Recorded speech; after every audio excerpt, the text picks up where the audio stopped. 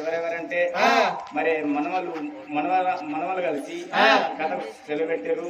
మరి కథ దాతలు ఎవరంటే మరి మనోడు గల్లా మనోహరు, మనోడు విజయ్ కుమారు, మనోడు గల్లా స్వర్ణతేజ, మనవడు కుమారు, మరి నలుగురు మనవలు కలిసి ఇలా ఈ రామన్న కథకు సెలవుపెట్టారు. వారికి ముట్టింది ముఖ్యం కానీ పట్టింది బంగారం కానీ తినకలకు వస్తువానాలు కానీ కొడుకులు బిడ్డలు కోటి సంపద ఎల్లుడు బిడ్డలు చోటు పలగంగలు కానీ మరి కులదేవత వెనక ఎల్లమ్మ తోడుగా ఉండని మరి ఎక్కడ వాయ మా తాత అని నువ్వు ఎక్కడ పోతివే తాత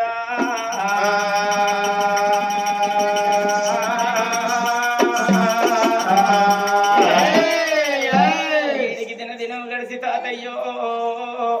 11 రోజుల పొద్దవుతున్నది తాత, నీకు ఊళ్ళ ఇల్లు నచ్చలేదా తాత, పడకున్న జాగ నీకు ఎరిపోలేదా, ఊరవుతుల బండెడి కట్టెల్లనే తాతయ్యా, నీ రెక్కలా ఏమన్నయా నీ బొక్కలేక వందుతున్నాయే తాతయ్యా, నువ్వు తాత పాపయ్యా అమ్మమ్మల్ల తాత అని మేము చిన్నగా ఉన్ననాడు తాత నీ దగ్గరికి వస్తే నా మనవలు మనవరాళ్ళు వచ్చిండ్రాని నువ్వు సరి సంఖ ఎత్తుకొని వాడగట్ల పొన్న తిరిగి గిల్ల వాళ్ళని అడిగితే నా బిడ్డలు నా బిడ్డ కొడుకులని నువ్వు గర్వంగా చెప్పుకున్నవే తాత,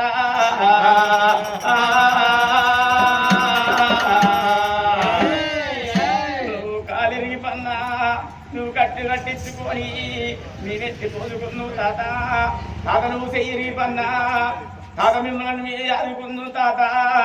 ఇలా ఒంటరి కోతును వేసి ఇలా అమ్మమ్మ లక్ష్మీదేవిని ఒంటరి దాన్ని వేసి నువ్వు వెళ్ళిపోతువా తాతయ్యా, తాత పాప గౌడ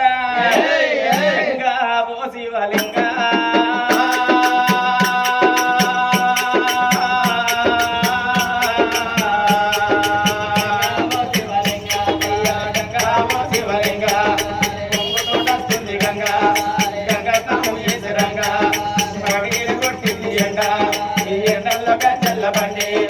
బండిలో ఎవరైనా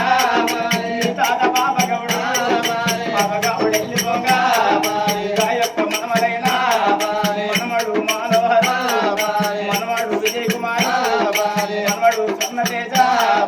మనమడు కుమారు బండి కట్టం దిగదా అయ్యో తాత అడేడు పోతున్నదే మన ఇల్లుకి ఇక్కడ ఉంది ఎట్టిన ఇల్లు విడిసి ఎట్టిన పొయ్యి విడిసి నూరన్న బిడ్డ తెలిసి అల్లున్న వదిలిపెట్టి మనవాళ్ళ మనవరల్ల కంచంట మనగ విడిసి అటేడు పోతున్నావో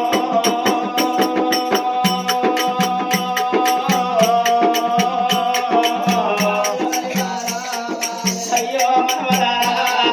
గట్టిగా పోతలేదు ఎదుటో నువ్వు పోతవన్నా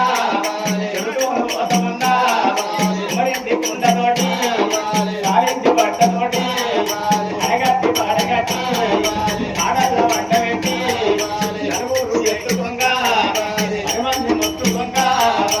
ఇప్పుడు గల్లాల కాడ నదికింద తెచ్చినారా మా తాత లేడు వారి మీరందరూ వచ్చి చెవుళ్ళ మోతి పెట్టి తాతాన్ని పిలిచినారా పిలిచేది పిలపైనా నాకన్నా అంతపాయి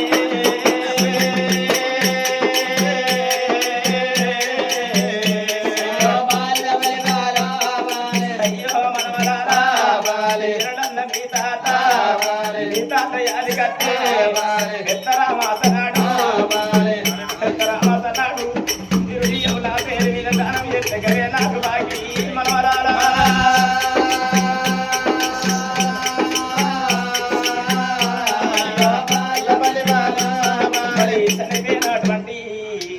అటువంటి తాతగల్లా